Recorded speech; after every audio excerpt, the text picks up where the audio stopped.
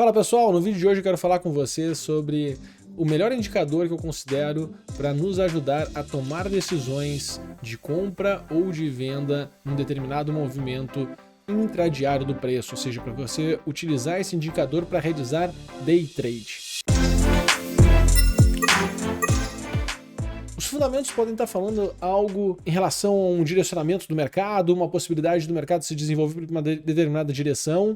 As notícias podem revelar algo impactante de forma negativa ou surpreendente de forma positiva. E o preço, que ao meu ver é o que mais importa, pode não acompanhar estas informações. E mais, o preço, ele muitas vezes, para não dizer a maioria das vezes, ele se comporta diferente do que a expectativa da grande massa de analistas e influenciadores imagina. Porque as pessoas estão na internet dando suas opiniões, mas não mostrando as suas verdadeiras estratégias, os seus verdadeiros porquês. E as pessoas, quando elas expõem seu capital na internet, elas possuem uma realidade de vida que é diferente da sua. Talvez você tenha mais dinheiro, mais tempo, mais liberdade, ou talvez tenha menos dinheiro, menos tempo, menos liberdade, ou uma combinação disso. E a gente tem que refletir sobre isso. E eu sei que tem muitas pessoas que adoram a ideia de negociar no day trade, e sei também que a grande maioria das pessoas que negociam no day trade vão se dar mal. Por quê? Porque elas não desenvolvem 3 pilares principais. Pilares que são, primeiro, desenvolver um princípio claro e objetivo, né? Então tem que entender os seus princípios como investidor. Então para se entender, né, os seus princípios como investidor leva de certa forma um tempo, porque você vai ter que amadurecer, entender de fato o que você está procurando na bolsa de valores em cada um dos momentos. E não é simplesmente só ganhar dinheiro, é o que você procura. O dinheiro vai ser uma consequência de um processo, né? Então o primeiro passo é os seus princípios, que você vai te movimentar, quais são os seus objetivos. O segundo passo vai ser a questão de ter um processo claro em que você acredite. E quando a gente não tem um processo claro a ser seguido, a gente troca de estratégia muito seguidamente. E quando a gente troca de estratégias muito seguidamente, a gente não fortalece, né, o nosso mindset, a gente não fortalece as nossas crenças, a gente não aprimora aquilo que de fato nós temos que aprimorar. Então a gente precisa ter um processo e isso de certa forma leva tempo. E aí o terceiro pilar que a gente tem que desenvolver, né, que talvez seja o primeiro pilar a ser desenvolvido, é a questão de paciência. E essa paciência ela vem com a experiência, certo? Então a gente vai estar sempre navegando nesses 3 pontos, né? A gente vai ter que alinhar melhor os nossos princípios, para isso a gente vai ter que ter um processo que a gente acredite melhor e a gente vai ter que ter paciência para ir elaborando, desenvolvendo e seguindo esses princípios até que chega um determinado momento que a gente desenvolve uma habilidade tão forte, tão especial, que permite com que a gente tenha bons resultados de fato. Se a gente para perceber, tanto a escola técnica quanto a escola fundamentalista, ela foi desenvolvida já há muito, muito tempo. Querendo ou não, a velocidade que a gente recebia as informações naquela época é totalmente diferente da velocidade que a gente recebe as informações hoje. Então a gente precisa criar critérios, né, diferentes no processo de tomada de decisão. Uma notícia negativa hoje, né, é diferente.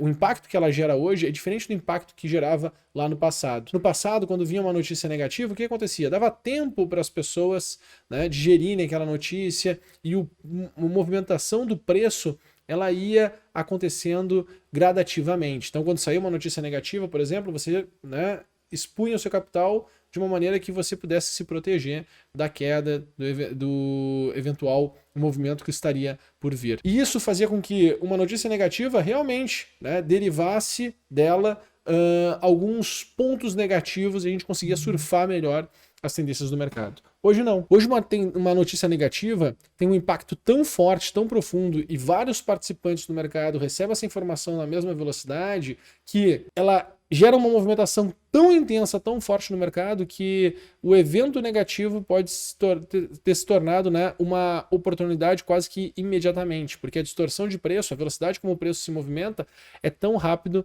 que aquilo que tinha um caráter de risco, no novo patamar de preço que está trabalhando, se tem, na verdade, um caráter de oportunidade. Então a gente precisa raciocinar em relação a isso e ter ferramentas que nos ajudem a seguir, né, esses inícios de movimentos, essas tendências que vão acontecendo tanto em tempos maiores, mas principalmente também nos movimentos intradiários. E aí tem um indicador que eu acredito ser sensacional e vai solucionar muito essa questão de acompanhar tendências no mercado, que eu tenho certeza que todos vocês gostariam de acompanhar. E o indicador que eu quero mostrar para vocês é o indicador chamado High-Low. Então, cada período ele é formado, né, por barrinhas, como eu quero mostrar aqui para vocês, ó.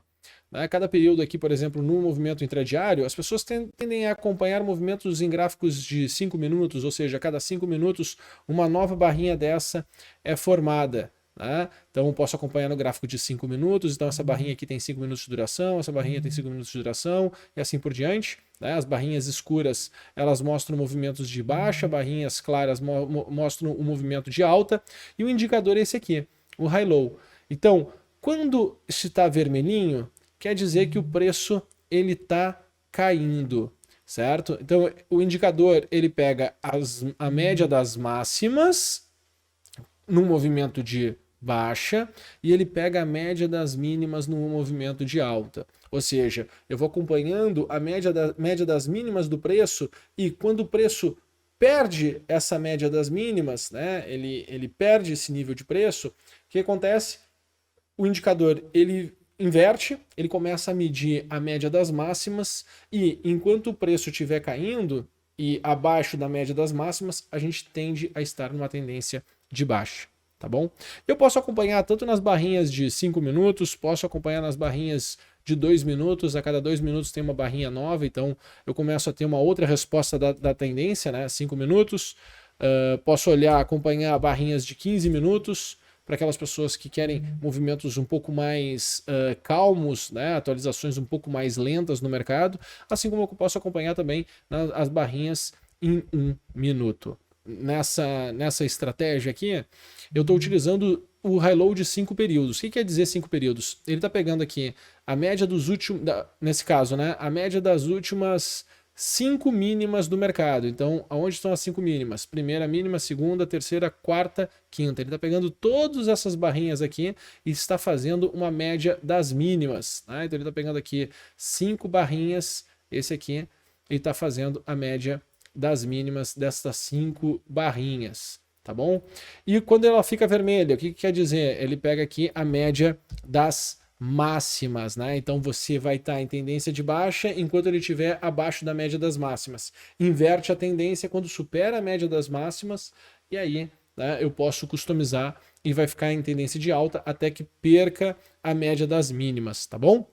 Minha sugestão é que vocês possam utilizar High-Low de 3 até 8 períodos, tá? Então, quanto mais...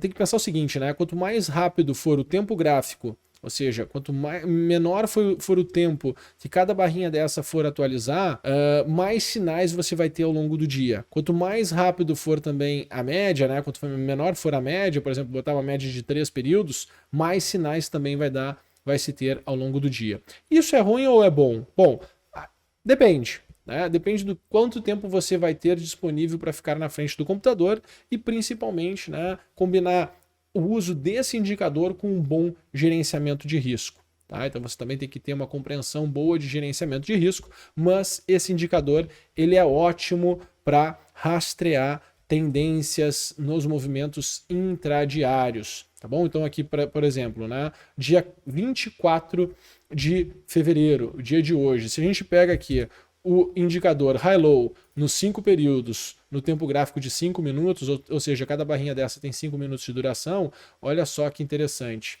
Teve venda aqui 115.890, né, quando inverteu aqui o indicador, teve compra somente em 115.200. Né, então a gente teve aqui 700 pontos de oscilação. Depois teve compra, olha onde deu o sinal de venda, depois, né, não deu certo, teve aqui um stop, teve compra, o mercado andou, teve sinal de venda, o mercado ficou lateralizado, depois caiu, né, depois subiu e assim por diante. Então é um ótimo indicador para dar gatilho operacional. E por que você tem que usar um indicador como o High-Low?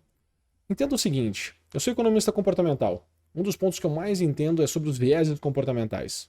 Nós somos impactados principalmente quando nós tomamos posição na bolsa, ou seja, quando nós compramos ou quando nós vendemos. Por quê? Porque a gente quer que a nossa operação dê certo, a gente quer que a nossa negociação dê lucro. Então, naquele momento que nós tomamos posição, a nossa racionalidade, a nossa capacidade de raciocinar, ela fica limitada. E um indicador como o high-low, ele permite com que a gente, com disciplina, obviamente, acreditando no processo, tendo os nossos princípios claros de investimento, que a gente possa seguir essas tendências. Obviamente que ele isolado, né, ele não faz milagre, porém, ele combinado principalmente com a geometria comportamental, é uma ferramenta extremamente poderosa, ainda mais se você utilizar de uma boa gestão de capital, que é o seu alinhamento de objetivos e capacidades com o momento do mercado. Então, se você gostou desse vídeo, dê o seu like, deixe o seu comentário. Tenho certeza que algumas dúvidas possam ter surgido. Talvez você tenha alguma outra ideia também de como utilizar o high-low. Por favor, deixe o comentário e vamos trocando opiniões. Valeu, um grande abraço e até a próxima.